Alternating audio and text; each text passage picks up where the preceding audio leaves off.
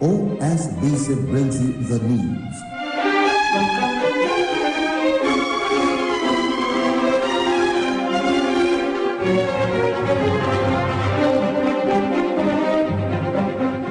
News across the country.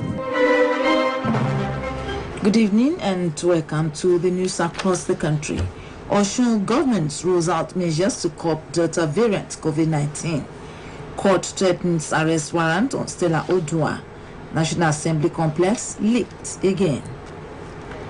Government in the state will soon roll out measures to curb the spread of the deadly Delta variant of COVID-19 into the state.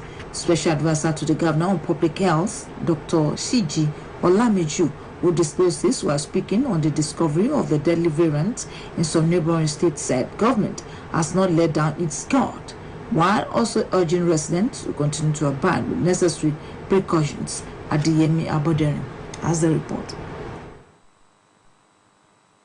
Deadly COVID-19 seems not yet ready to say its final bye, going by recent happenings as more deadly and devastating variant known as Delta variant is discovered in some states of the Federation, much as affected states continue to put in place stringent measures to curb its spread. For instance, Lagos state government has declared a third wave of the COVID-19 pandemic and has thus lined up strategies to contain its spread with various guidelines in place. According to a source, Lagos has continued to record increase in the number of daily cases with measures in place to stem the upsurge in the number of new cases. In neighboring Oyo State, the task force has uncovered the Delta variant of the COVID-19. This strain has been associated with high transmission, increased severity of infection, and outcomes which could lead to death without warning signal. This development has put other states on their toes, putting measures in place to stem the tide. In Osun State, government is not yet letting down its guard, according to a source, as measures have been put in place to ensure that the entire state is insulated against the deadly Delta variant. According to the special advisor to the governor on public health, Dr. Shiji Olamiju, government will soon roll out more measures to curb the incursion of the virus into the state. Dr. Olamiju, who disclosed that government is yet to close down its isolation and treatment centers across the state, said the present administration is not unaware of development in the neighboring state and would take further steps to contain its spread into Osun State. The state government of Osun, through the Ministry of Health and COVID-19 Technical Committee headed by His Excellency Mr. Deputy Governor, has never let down the guard as far as COVID-19 containment is concerned. Our apparatus are alive. All our facilities, including the isolation center, ICU, and all control measures are intact.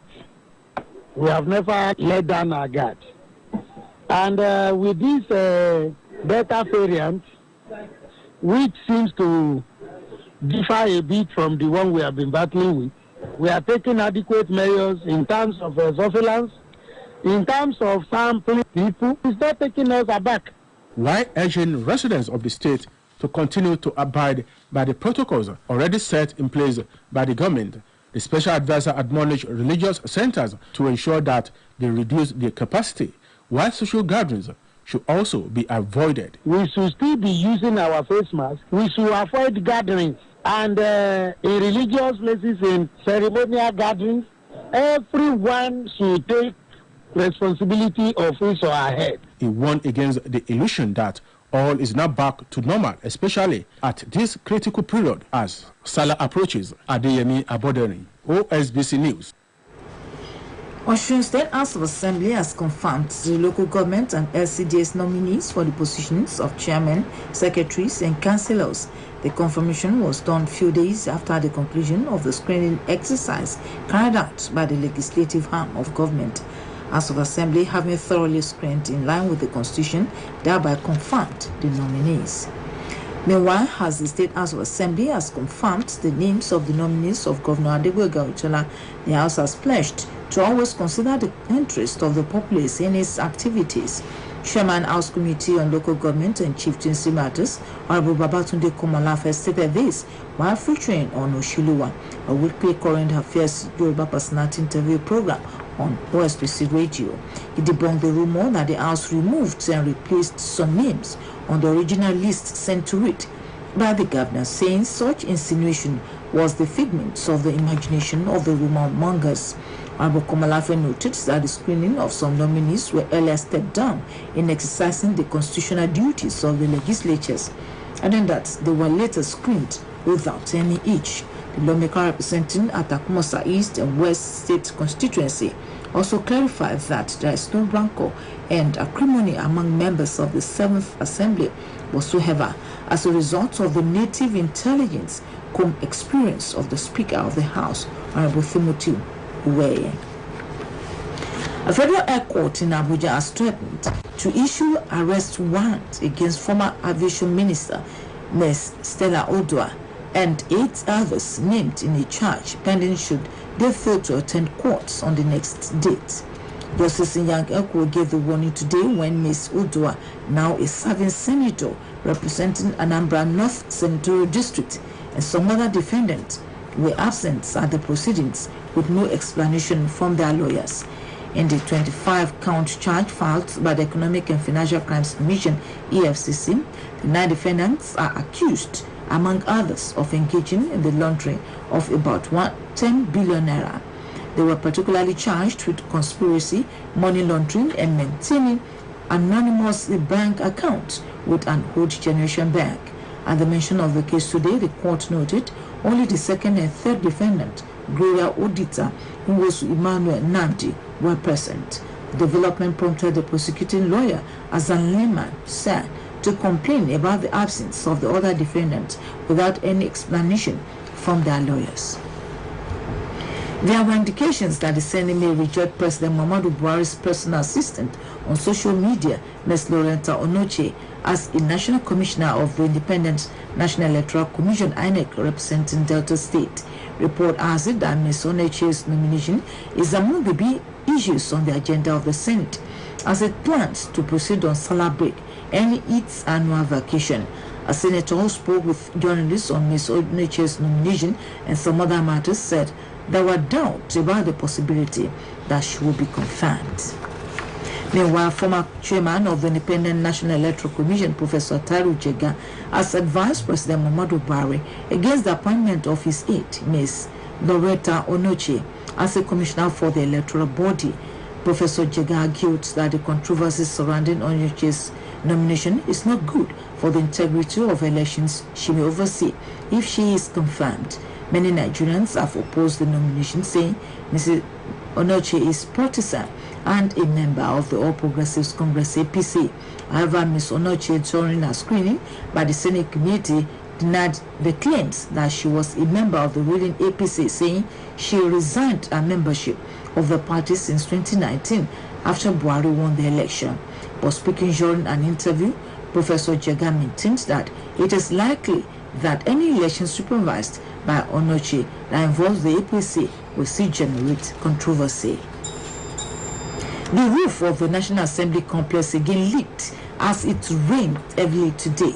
It was gathered that the main lobby, which leads to the main chambers of the Senate and the House of Representatives, looked like a fish pond during the downpour that lasted for some hours. Domestic staff members of the Assembly battled for several minutes to drain out the pool of water. This comes a few days after a similar incident occurred, a development that led to an altercation between the National Assembly and the Federal Capital Development Authority. In 2019, the National Assembly budgeted 42 billion naira for the renovation of the complex. This sparked of criticism as some Nigerians frowned on the sum earmarked for the renovation. A magistrate court sitting in Yaba, Lagos, has failed to grant bail to the 49 Yoruba Nation agitators arrested and detained by the Lagos State Police Command. The agitators were arrested at Ojota Layers on July 3rd while protesting in support of the actualization of Yoruba Nation. The motion for their bail application filed by human rights lawyers led by Olashopo Ojo Esquire and Oladapo Coyote was adjourned until July 27, 2021 for a ruling. The court had on Monday last week granted the application for an ex parte order brought before it by the Lagos State Police demand to detain the agitators for 21 days. The 21-day ex parte order will expire on July 26, 2021. The federal government has been asked to exhibit strong political will and deploy available technology to fight insecurity in the country. The Rector College of Technology SLK State of Osun, Dr. Samson Adegoke, made the plea today while featuring on the weekly OSBC personality interview program Issues in the News. Dr. Adegoke said insecurity caused largely by banditry is a product of years' neglect, warning that the current pains in education in parts of the north may lead to great challenges in the nearest future. He advised the Buhari administration to do something now to restore peace in the affected areas in the interest of the corporate existence of Nigeria. Dr. Adegoke advised the federal government not to contemplate scrapping of the NYC scheme, which he said Nigeria needed now more than ever before to keep it united. The Rector College of Technology SLK praised Governor Adegboyega for timely payment of full salaries, noting that all academics and non-academic staff of the institution are now well motivated to work better than the era of half salary. State of Osun Deputy Governor Mr. Benedict Alabi has been described as a man who remained unshaken and unflinching in his resolve to be part of building a better Osun that all will be proud of. This is contained in a congratulatory message by Governor Adegboyega to his deputy, Mr. Benedict Alabi, on the occasion of his 56th birthday celebration, extolling his forthrightness, loyalty, insight, and commitment in serving the people of the state. In a statement by his Chief Press Secretary, Ismail Omekudo, the governor conveyed the government and the entire people of the state's felicitation to the unassuming and humble deputy governor, Mr. Benedict Alabi. Governor commended his deputies' protocol sagacity, forthrightness, humility, immutable leadership, quality, loyalty, insight, commitment, and service to the people of the state. He therefore prayed God to continue to grant Mr. Alabi the needed wisdom, strength, and long life in service to him, the people of the state, and humanity at large. This is the news across the country coming to you from Osun State Broadcasting Corporation. Ilawiye Okebale Oshubu, Voice of the West. Now, our news message. It takes patriotism to put government on its toes. Contribute your quota to the development of your country. Be patriotic. Officers and men of the Peace Corps of Nigeria have appreciated the laudable efforts of the National Assembly and the federal government that has led to the success of the Corps. The State of Osun Commandant of the Peace Corps, Patriot Ayinde Paul, gave the commendation on an occasion marking the 25th anniversary of the Corps in Abuja. He appreciated the untiring efforts of the House of Representatives at ensuring that President Muhammadu Buhari endorsed the Peace Corps existence and reformation bill before him. The Corps Commandant also described Governor Adegboyega as a man of virtues whose support has been assisting the Peace Corps. Patriot Ayinde therefore called on those who have not revalidated their membership identity cards to do so before next week runs out, and those who have not obtained the anniversary card to do without delay at Peace Corps Secretariat, Kilometer 5, Fadeyi Estate, Ushubi. The police command in Zamfara has confirmed the adoption of Provost, College of Agriculture and Animal Science, Bakura. It also confirmed the adoption of another school teacher of Government Science Secondary School, Bakura. The police public relations officer, Mohammed Shehu, made a confirmation in an interview with newsmen in Guzo. He said that the command was aware of the incident and personnel were already deployed for necessary investigations on the matter. Malam Shehu said police and other security operatives in the state had commenced intelligence operation to ensure the safe release of the victims.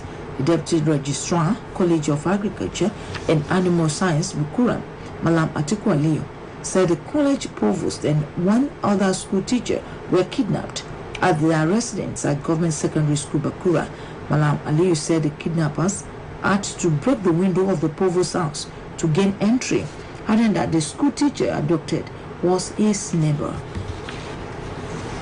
An Ikeja Magistrate Court today held it that a 58-year-old man, Mr. Muftar Rahim, should be remanded in Ikoyi Custodial Center for allegedly defiling a 17-year-old. The police charged Mr. Rahim with rape. Magistrate M.O. Tanimola gave the order following a motion moved by the prosecutor, SP Victor Iwada, that the matter be referred to the Director of Public Prosecutions for legal advice. The magistrate, who did not take the plea of Mr. Rahim, also directed the prosecutor to duplicate the file and send to the DPP for advice. She adjourned the case until August 12th. Speaker of Osun State House of Assembly, Honorable Timothy Oweye, has implored the security agents of the state to beef up security in Obokun local government area with a view to decimating the incessant kidnappers terrorizing the area.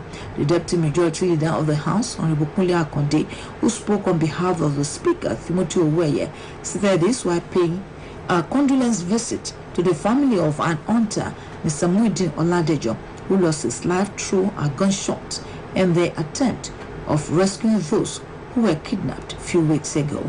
Oluwatosin Oladokun has the details.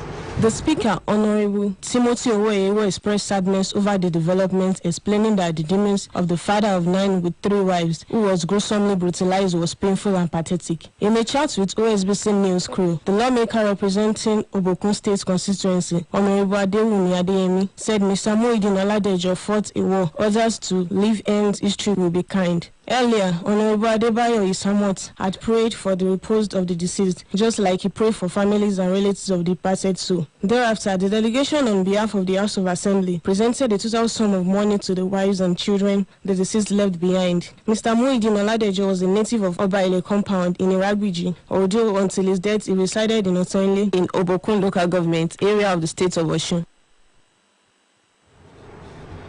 Meanwhile, President Muhammadu Buhari has mourned singer Olanrewaju Fasasi, popularly known as Sound Sultan, who died during a hard-fought battle with angioimmunoblastic T-cell lymphoma.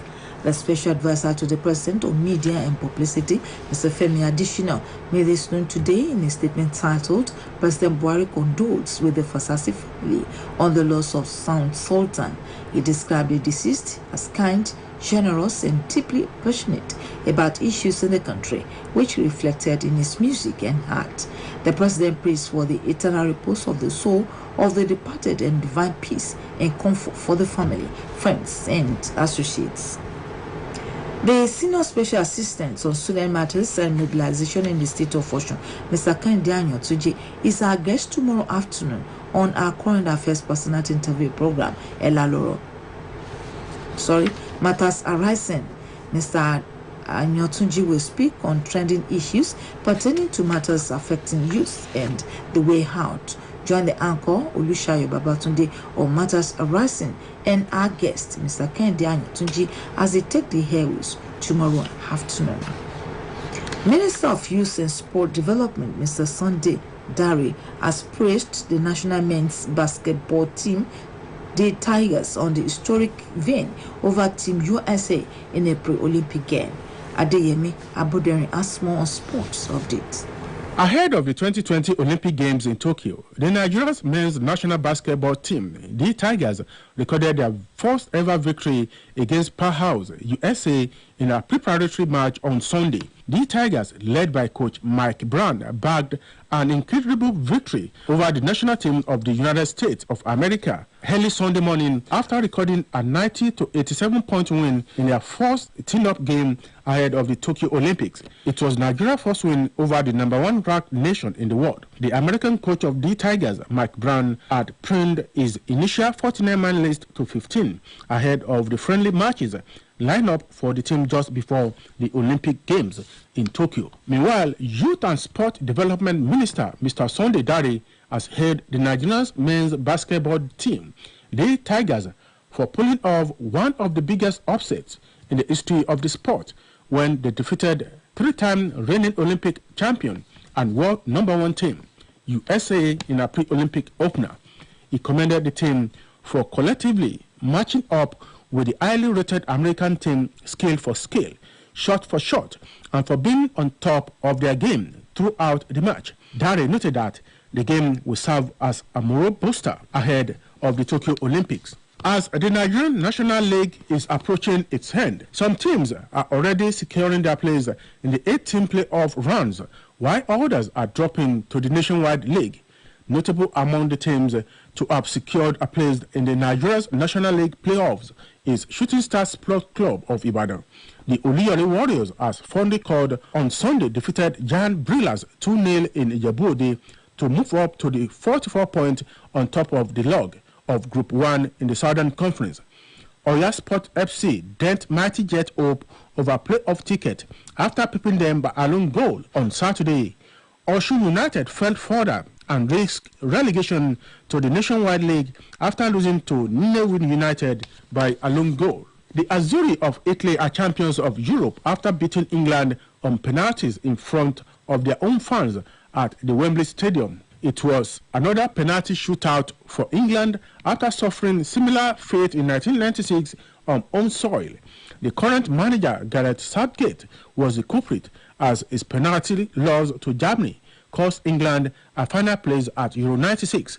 The sides couldn't be separated after 120 minutes of a cagey final, but England suffered a penalty heartache once again as Italy won 3-2 in the shootout to claim European Championship for the second time. Luke Shaw put the Omas in front after 2 minutes, while Leonardo Bonucci equalized for the Italy to make it 1-1 draw at regulation and extra time. Similarly, Lionel Messi has ended his international trophy drought as Argentina beat Brazil 1-0 in the Copa American final on Sunday at Rio's Maracanã Stadium. He also helped end Argentina's 28-year spell since they last won the competition and was named player of the tournament after his 4 goals in the tournament. 10-man Raja Casablanca of Morocco have clinched their second CAF Confederation Cup title after beating JS Kabylie of Algeria 2-1 in a final match played in Cotonou, Benin Republic. Sofiane Rahimi and Ben Malongo scored for Raja within the first quarter of an hour of the game to put them in the driver's seat, while Kabylie came back stronger in the second half with Mohamed Zakaria reducing the deficit. Novak Djokovic has clinched his 28th Grand Slam title after beating Matteo Berrettini 6-7, 6-4, 6-4, 6-3 at Wimbledon on Sunday to sail his third major trophy this season. It is the world #1 6th title at the All England club as he defended the crown he won in an epic final against Roger Federer in 2019. Djokovic is now level in the record books with Nadal and Federer, with all 3 of the greats on 20 Grand Slams each. Sport Update returns tomorrow. My name is Adeyemi Abodeni. And to end the news across the country, here again at the major point. Osun State government will soon roll out measures to curb the spread of the deadly Delta variant of COVID-19 into the state. A very high court in Abuja has threatened to issue arrest warrants against former aviation minister Ms. Stella Odua and 8 others named in a charge pending should they fail to attend court on the next date. The roof of the National Assembly complex again leaked as it rained heavily today.